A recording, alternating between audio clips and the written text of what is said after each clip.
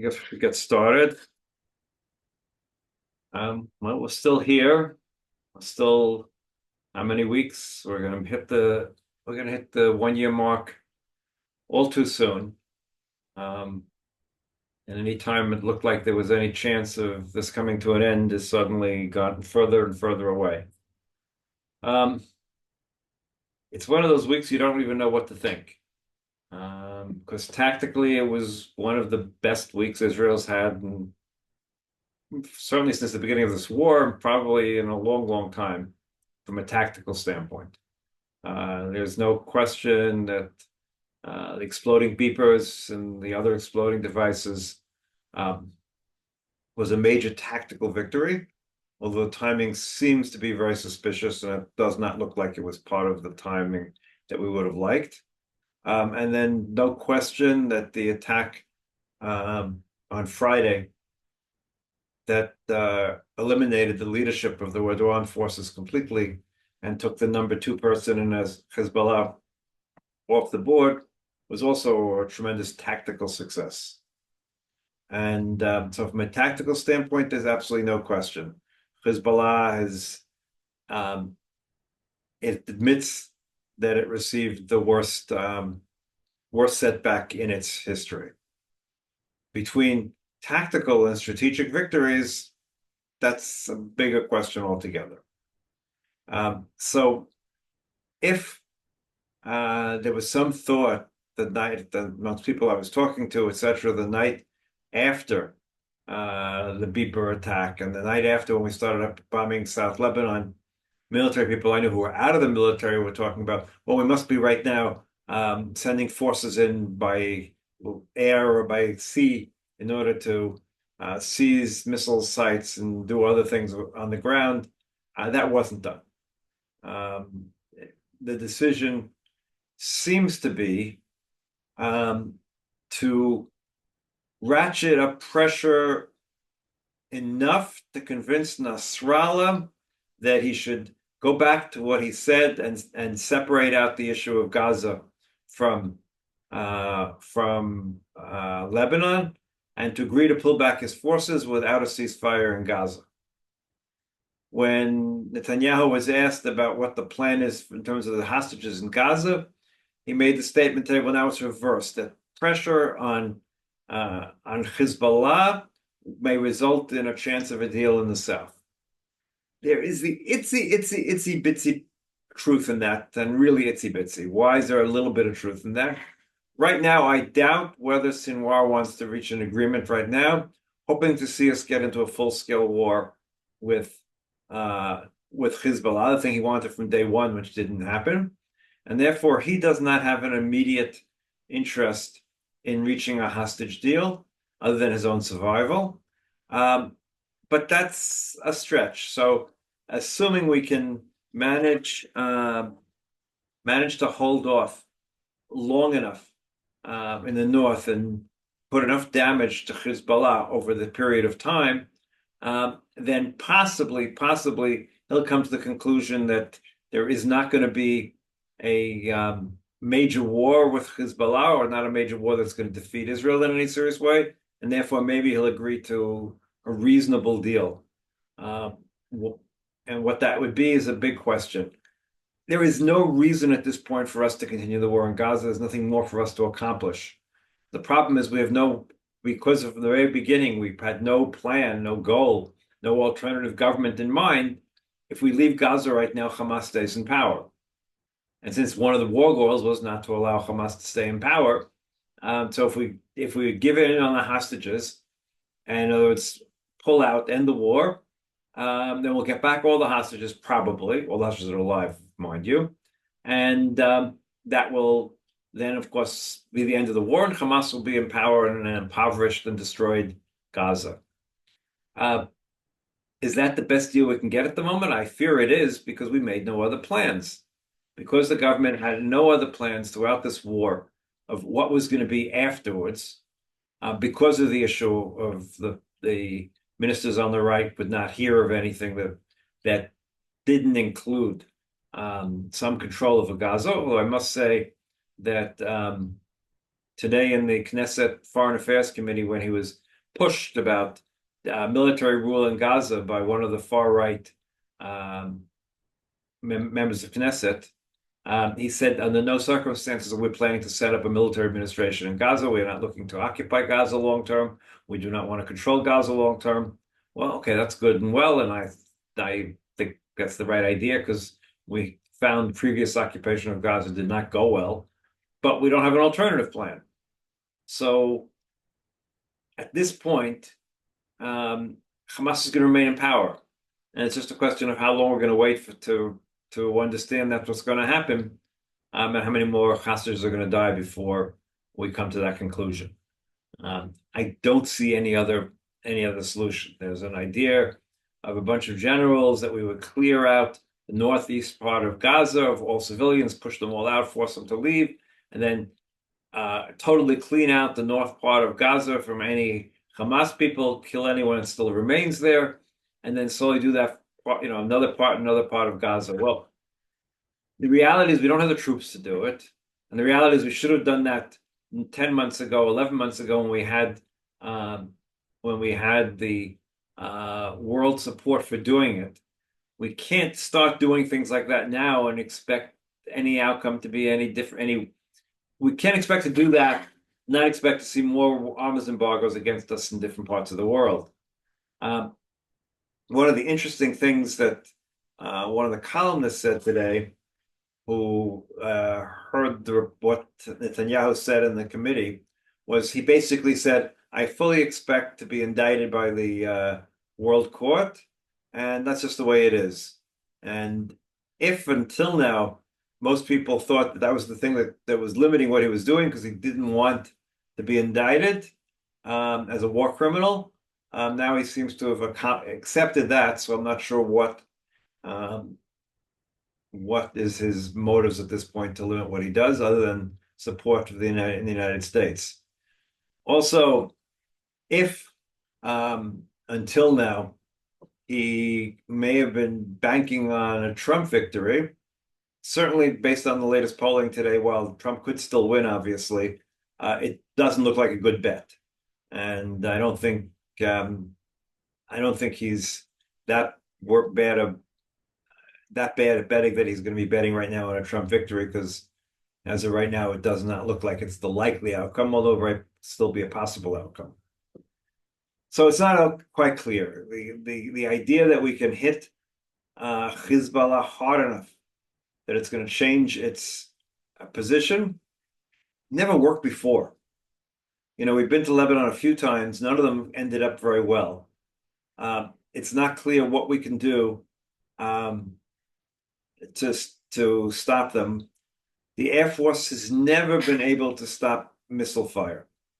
It's one of the fallacies, first of all wars, and goes all the way back to World War II. Despite the Allied bombing campaign day and night in Germany to the very end of the war, until U.S. troops and Russian troops started entering Germany itself, the German industrial production was just going up. It was only once the U.S. troops started occupying parts of Germany, and for the Russians, obviously, the other side, that industrial production of Germany went down. Of course, today we have, one F-15 can carry the bomb load practically of a whole squadron of B-17s, but still, it still doesn't solve the ultimate problem that from the air you can't win a war.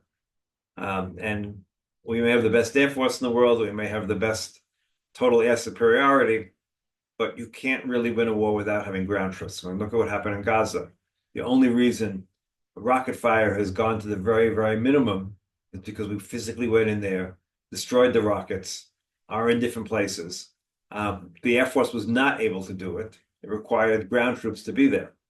And of course, ground troops in all of Lebanon, that's quite we can do it, but it's going to be a very far stretch.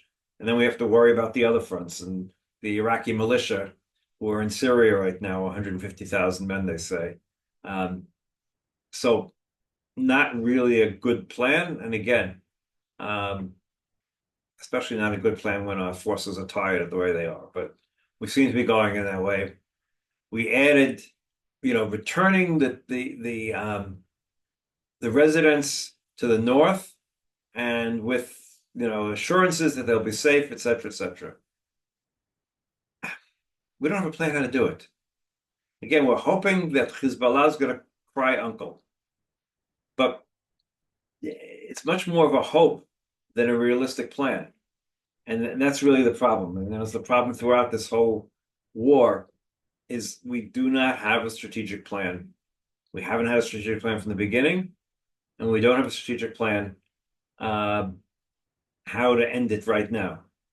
The Americans have given support for what we did in terms of those people we killed in Dachia. I mean, someone just tweeted a little while ago, one of the Israeli correspondents, we should make sure we follow the list of the most wanted U.S. terrorists and fight our war accordingly, because it's very hard for the U.S. to criticize us when we kill people on their most wanted list. But beyond that, no one wants an all-out regional war between us and Lebanon or us and Iran at the moment, including Hezbollah and including Iran. So we're in a situation where both sides don't want a full-scale war. Both sides are willing to risk it. Both sides now have climbed up a tree. Hezbollah saying they will not stop firing until there's a ceasefire in Gaza. We're saying we have to return our citizens to the northern border, but we're not willing to end the war in Gaza, because we can't end the war in Gaza because that might be the end. If we end the war, there's no reason not to have a national committee of inquiry, which is something that Netanyahu has been avoiding, to say the least. So we're sort of stuck in this circle, which, by the way, it's not only, again, I said this before and I'll say this again. It's not only Netanyahu who's blocking a deal. At this point, it's clearly Sinwar. I think Jake Sullivan said something this morning where he clearly stated, Jake Sullivan being the national security advisor to the president, very clearly stated that Sinwar is the main blocking point to an agreement right now. And I understand that because, like I said a few minutes ago, not to be repetitive, if I'm Sinwar, I'm going to want to, hope that the war between Israel and Hezbollah becomes an all-out war, because that's what I wanted from the very beginning. But that's not what the Iranians want. The Iranians do not want to lose their main asset against us, which is against our attack on the Iranian nuclear program or something equivalent, by losing it in a war between us and Hezbollah right now, because once you use it, you lose it, basically, and both by firing it and some significant portion of it will be destroyed by us on the ground. Not all of it, and some rockets will get through, and some rockets will probably get through to Tel Aviv. Last night, they expanded the firing to areas they hadn't before. They fired in what's called the Akrayot, which is the towns on the other side of Haifa Bay. It's not Haifa itself, it's the other side of the bay, Kiryat Bialik, and there are a bunch of Kiryat, different little towns, which are basically suburbs of Haifa. One of them got particularly hit and by rockets. Also, they aimed at Emek Yisrael, which is south and to the east of Haifa, basically aiming for the Israeli Air Force Base in Ramat David. But in both cases, they were firing not smart missiles. They were firing dumb rockets. Therefore, none of them hit the bases, and none of them, they claimed they were aiming an Akrayot at one of the Rafael bases that are there, factories that are there. I have to assume that the air defense systems prioritized knocking down rockets that were going towards strategic targets, and therefore Ramat David was not hit at all. And from the best of my knowledge, neither was the Rafael factory outside of Haifa. Not all, like I said, not all the rockets were eliminated, and one of them fell in Kiryat Bialik, causing damage. But 3 people were lightly wounded. One fell in Beit Sha'arim and killed some cows, which is a tragedy in the sense of cows, etc. It hit directly a cow barn. And one also hit the kibbutz, or I think it's a Moshav Shorashim, um, which is the same kibbutz where, unfortunately, the son of one of the members um, was killed in Gaza last week and was on everyone's mind because his father was in charge of the Iron Dome in Moreshet. I'm being directed here. Yes, Moreshet. In any case, um, so, um, but unfortunately, only one person was killed in the whole attack, and that was a driver. A 17-year-old driver was driving a car with his family, and it seems like when the alarms went off, sirens, he lost control of the car and hit the center medium, and that sort of, that was a disastrous car accident, indirectly caused by the rocket attacks.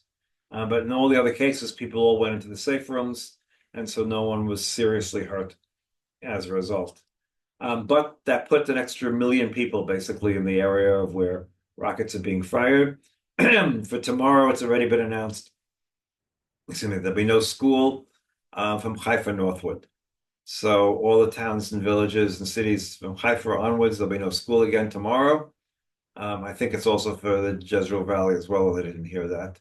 Um, but at the moment, it looks like Nasrallah has decided not to hit Tel Aviv, as not to take us to the next level. Um, he does not want an all-out war, and we don't want an all-out war. But it's very difficult to take that balance between we don't want an all-out war, but we want to kill as many people as many missiles as we can.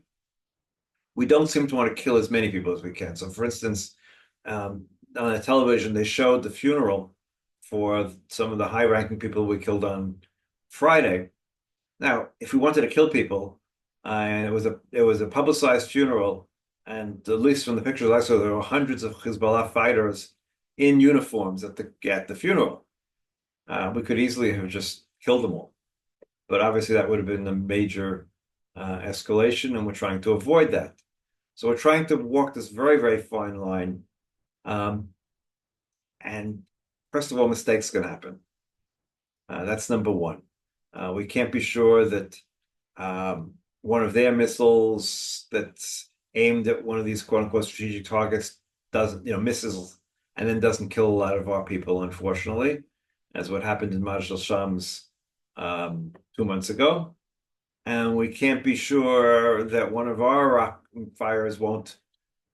bombs won't kill a lot of their people, planned or unplanned. So again, we can't guarantee that these things won't get worse. And then again, the problem begins and ends at the same place it begins and ends with this whole war. What is the strategic plan? What is the goal? How do we bring it to an end? And of course, a good percentage of people in this country believe that it's in the interest of the prime minister not to bring it to an end. So that makes it much more difficult because there is a sense that he has no strong interest in bringing this to an end, and therefore, it doesn't help with morale. Let's put it that way. Day to day, things are sort of normal in Tel Aviv. On everyone's mind, everyone talks about it. Everyone makes somber jokes or etc. But life is pretty much normal, whatever normal means at this point. There are almost no, at this point, I don't think there are any foreign airlines still flying into Israel. There may be somebody still flying, I don't know, but as far as I know, almost all the foreign airlines have ceased firing. And that, of course, El Al is making a lot of money, and it's very expensive to get in and out of the country at the moment. But I guess on the other side of it, thank goodness we have El Al, because without El Al, we'd be basically an island alone. So far, we have not heard from the Houthis in a while. We had that one missile last week, like maybe 2 weeks ago, I guess it was. We had one drone from Iraq that came this morning. It was down over over Jordan, and that was aimed at up north. And there was another drone aimed at the Arava. It was also intercepted and downed over Jordan. Uh, Beyond that, um, I don't know where we go. To be quite honest, we don't know where we go. The saga of appointing Gideon Sa'ar as defense minister ended last night.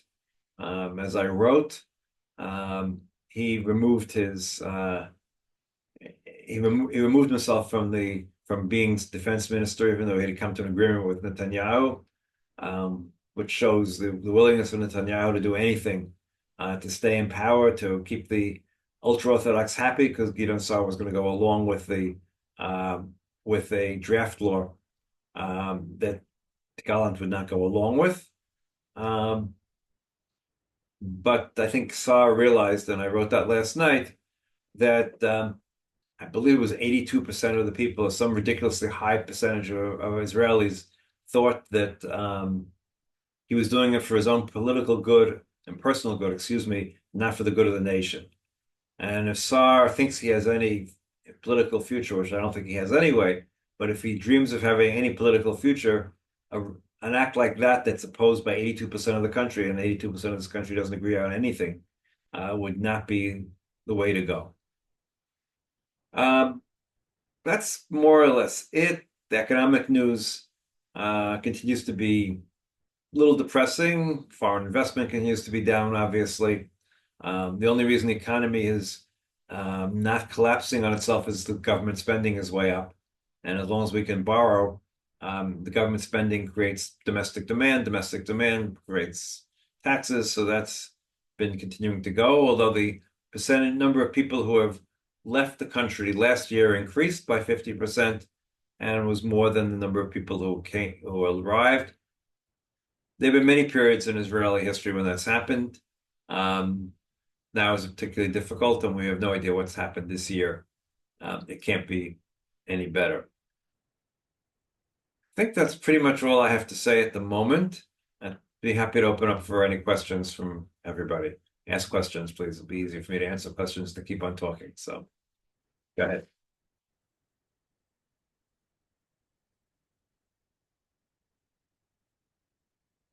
Anybody?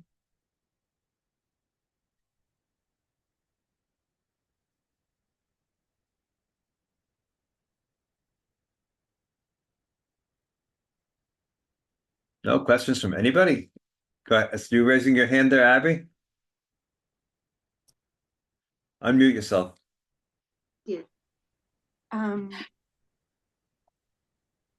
with the, does anyone know who orchestrated the pager attack? And I read somewhere that it took about at least 5 years to put it together and that it was purposeful from those 5 years. And I mean, what do you know about all that?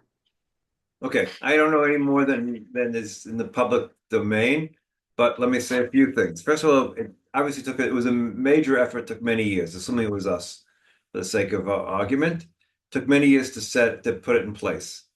Uh, the It clearly was not the time to use it.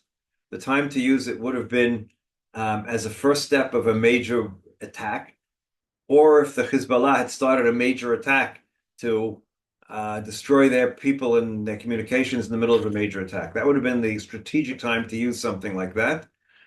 When you think back at the very beginning of the war, Gallant and the army wanted to launch a preemptive attack against against Hezbollah the second day of the war after they fired for the first time. When you think back then, you think about the fact we had this weapon, then it may have made a lot more sense. And as I was thinking to myself, what are they going to do with a preemptive? How successful would it have been? But if they would have done a surprise attack at the same time, they would have blown up everyone's pagers, destroyed their communications. It might have had a huge effect. But the way it was used now, it looks from all the reports, and again, no guarantees that this was a situation where it was use it or lose it. And there's a lot of questions whether using it was the right thing to do, but in the end, it was decided to use it. And historians will have to decide long after I'm gone whether this was the right decision or wrong decision. Maybe we'll know better how this thing ends, obviously. But at some point, 50 years from now or so, when the papers from this war are published, we'll have a better idea. So, Linda, Do little Zooms with with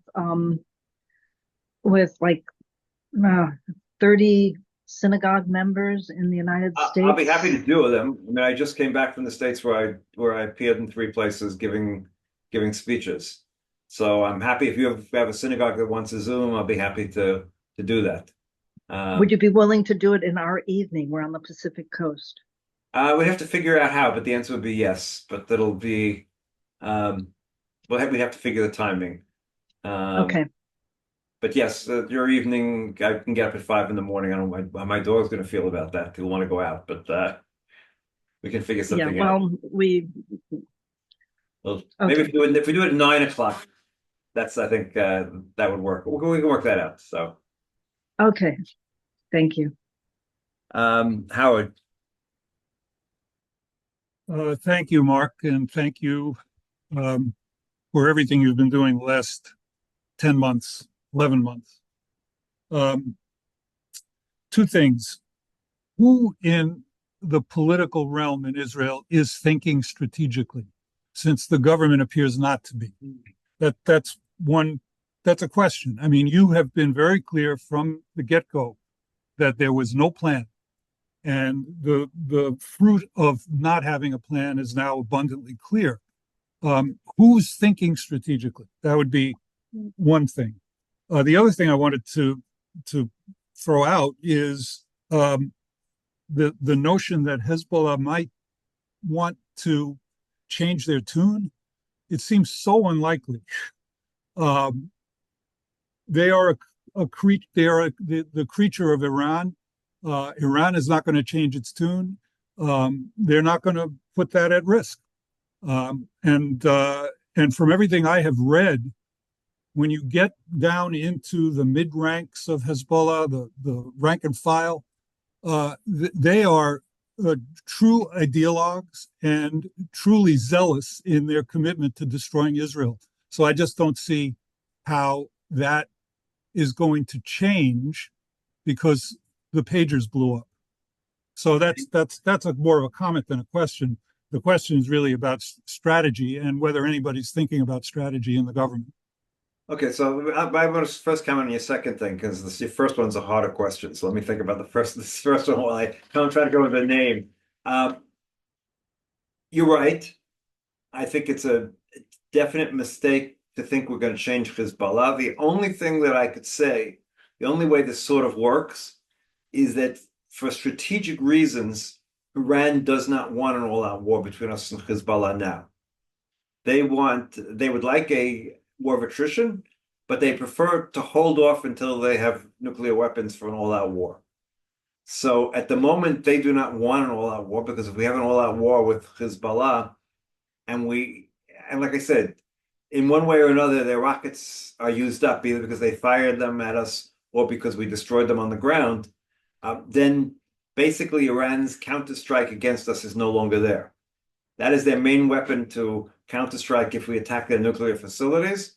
And if that's gone, nothing would really be stopping us from attempting to destroy the nuclear facilities. Their own rocket forces, as we've seen, are very limited. The fact they have to travel as far as they do in order to reach us.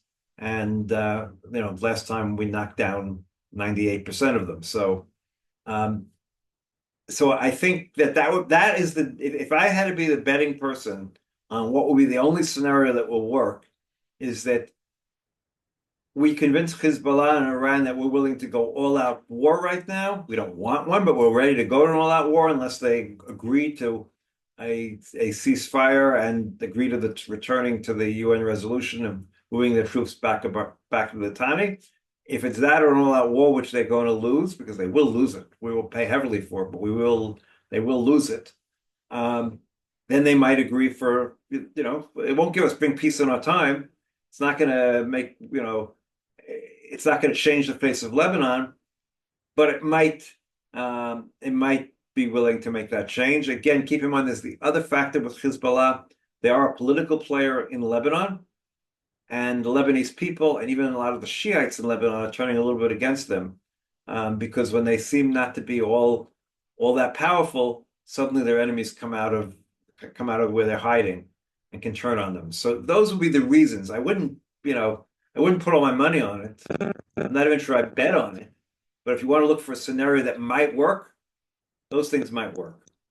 Now, as to people who are thinking, I think sometimes you have someone like Yair Golan who's thinking out of the box with a strategic plan. I don't think it'll work, but a strategic plan on how we have to separate from the Palestinians and all those sort of things. Do we have anyone? I mean, you have a few people in INSS, the Institute for Strategic Studies. You have one guy by the name of Ofer Shelach. He's actually my favorite non-politician. He used to be together with Yesh Atid with Yair Lapid. He wrote a book about 4 years ago on how to reform and redo the army. He was on the Defense and Foreign Affairs Committee for a number of years. He had a fight with Yair Lapid and tried to compete with him, and he lost. And so he's been out in the academic world, or semi-academic world since. He's strategic thinking, and he's thinking outside the box. And I've talked about the fact that we have to make him at least our next defense minister, because we need a defense minister that's thinking out of the box and not someone who's going to come up with more of the same.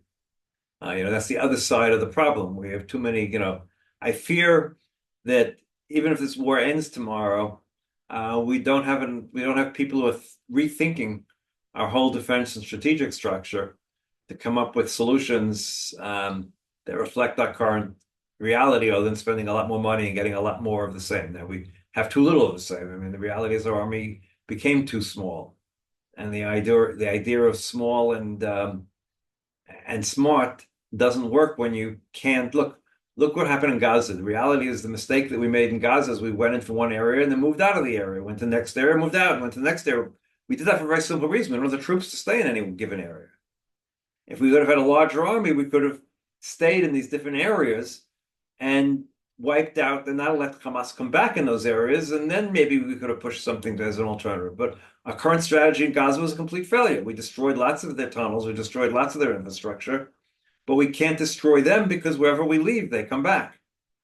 And that's because our army is too small. So clearly we need a larger army, but maybe we just need an army of robots. I don't know what we need. We need to think about it in a very different way. So I wish I had a better answer. Because I wish there were some people who were brilliant thinkers and coming up with different ideas, but hopefully. Anyone else? Yes, Alistair. We've got the elections in America coming up in just a few weeks. Now, this could be a good reason for a strategic attack in the north on Lebanon, or it could be a reason not to do anything until after we have the results of the elections. What are your feelings about this? Okay, so the two things we have to keep in mind. First of all, whatever happens in the election, the current administration is going to be in power for another 2.5 months. So whatever happens, let's say if someone's hoping for the sake of argument that Trump becomes president, he won't become president until the end of January. So we're not talking about 2 months, we're talking about 4.5 months until there could be a different president if he was to be elected. Current polls, especially after this morning's latest polls, show that he's unlikely to become president, but we don't know. Again, anything is possible. But as of right now, it's unlikely. I mean, he said in his speech yesterday, or I guess it was Friday, that Israel has to defeat Kamala Harris.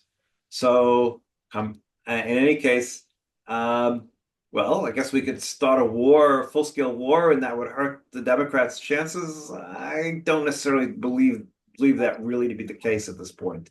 I think everything's baked in when it comes to the Middle East and who's going to, unless it draws in America and American troops die or something of that nature, anything less than that, I don't think it will really affect the American elections at this point.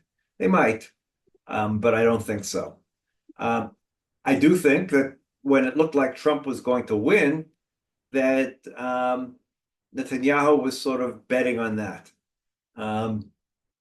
Again, leaving aside the fact whether he's going to win or not win, I don't think it was ever a very good bet because it's very hard to know what Trump is going to do at any given time. So to betting on that seemed like a poor bet in any case. But look, I never in a million years, and I think I've said it before, when I was on TV in December or January, I would ask, how is this going to affect the American elections? And I basically laughed and said, this will be over long before the American elections. And here we are. This is not going to be over before the American elections. It would take a miracle for this to be over before the American elections. It would take a miracle for there to be a ceasefire and a release of hostages before the American elections. I am, if Netanyahu is still trying to push for a Trump victory, then I don't think he would even, he would definitely delay a hostage deal until after the election, not until Trump came to power, but after the election, because I would think slightly if Biden pulls off a deal, that'll maybe slightly help Harris in the election. That could be some thought, but I think it's gotten smaller now that the elections are starting to be clearer who's more likely to win or not. So we'll have to see. I don't think it's very high on anyone's list of concerns, even amongst Jews. From the surveys, it's not even a number one, number two, or number three reason for voting. I write in tonight's update that Jews traditionally vote on what I call symbolic politics, and that is some deep issue that's below the surface. Traditionally, Jews, in my mind, to explain Jewish voting over the years, they vote on anti-Semitism. And that's my explanation until recently why Jews voted overwhelmingly for Democrats. Because despite being socioeconomically looking like Presbyterians, and they should be voting for Republicans, they voted for Democrats because the Democratic Party was the party of inclusion. Democratic Party was the party that didn't have anti-Semites in it. The Republican Party was the exclusive party, the party of the country clubs, etc. This election is slightly different because of the significant amount of anti-Semitism on the left, and that's reflected on the Democratic Party. So that is a factor this time that might have changed things to some extent in terms of symbolic politics. On the other hand, Trump's stupid remarks, all I can call by saying the Jews will be responsible if I lose, is, I think anyone who listens to that it's very problematic to say the least. So I'm not sure how the symbolic issue of symbolic politics and anti-Semitism is going to work out in this election, because we got anti-Semites on both sides. So we'll see. Anybody else? Mark, Yes. it's Barbara. Yes. Your comment just now, Trump is, by blaming the Jews, he's setting up, and believe it or not, these are many of his supporters.